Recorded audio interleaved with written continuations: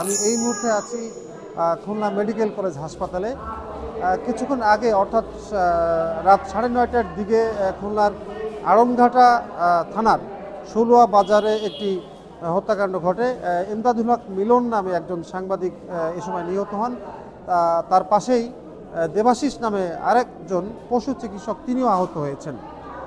Police জানিয়েছে যে ঠিক রাত 9:30টার দিকে ইমদাদুল হক মিলন, তিনি খুলনার বর্তমান সময় নামে একটি নিউজ পোর্টালের সাংবাদিক। তিনি ওই ষোলোয়া বাজারে বসেই বাজারে একটি দোকানে বসে কথা বলছিলেন বিভিন্ন মানুষের সাথে।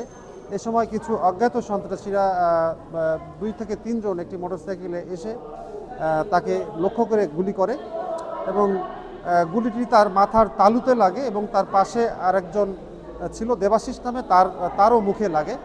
এর পরপরই ঘটনার পরপরই তাদেরকে দুজনকে উদ্ধার করে খুলনা মেডিকেল কলেজ হাসপাতালে এখানে নিয়ে আসে এবং এই হাসপাতালে আসার পরপরই ডাক্তার ইমদাদুল হক মিলন সাংবাদিক তিনি তাকে মৃত ঘোষণা করেন এবং আরেকজন যিনি আছেন দেবাশিস, তিনি উন্নত চিকিৎসার জন্য পার্শ্ববর্তী একটি হাসপাতালে নেওয়া হয়েছে। আমরা একটু দেখাতে চাই, এখানেই ইমদাদুল হক মিলনের লাশ আছে।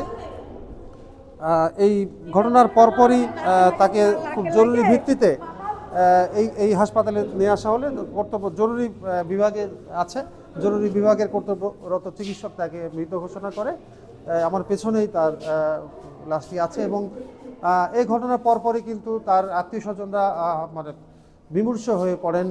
এই এলাকার মানুষের মধ্যেও একটা আতঙ্ক ছড়িয়ে পড়ে, সাংবাদিকদের মধ্যেও, কারণ প্রতিদিনই কিছু না কিছু ঘটনা, হত্যাকাণ্ড, আহত এগুলো ঘটেই চলেছে এখানে। এই ঘটনার পরপর আমরা পুলিশের ঊর্ধ্বতন কর্মকর্তার সাথে কথা বলেছিলাম। তারা জানিয়েছে যে এই ঘটনার সাথে জড়িত, এই মুহূর্তে কারা জড়িত ঠিক সেটি বলা না গেলেও ওই এলাকায় তারা কম্বিং অপারেশন শুরু করেছে এবং যত দ্রুত সম্ভব এই ঘটনার সাথে যারা জড়িত তাদেরকে গ্রেপ্তার করে বিচারের আওতায় আনার। আর এই মুহূর্তে হাসপাতালে আমার পেছনেই এই ইমদাদুল হক মিলন যিনি নিহত হয়েছেন তার লাশটি রয়েছে। তার আত্মীয় স্বজনরা বলছেন যে এখান থেকে যে প্রক্রিয়াটা আছে, এখান থেকে লাশ বের করার ময়নাতদন্ত, এর পরপরই এগুলো সেরে তারপরে বাড়িতে নিয়ে তাকে দাফন করবে, সেটি হয়তো আগামীকাল হবে।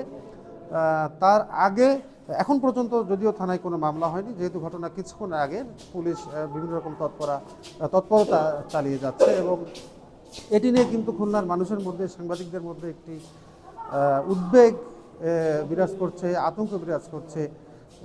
এই ঘটনা একের পর এক ঘটে চলেছে। তো দর্শক, এই ছিল খুলনার সাংবাদিক হত্যাকাণ্ডের সবশেষ খবর।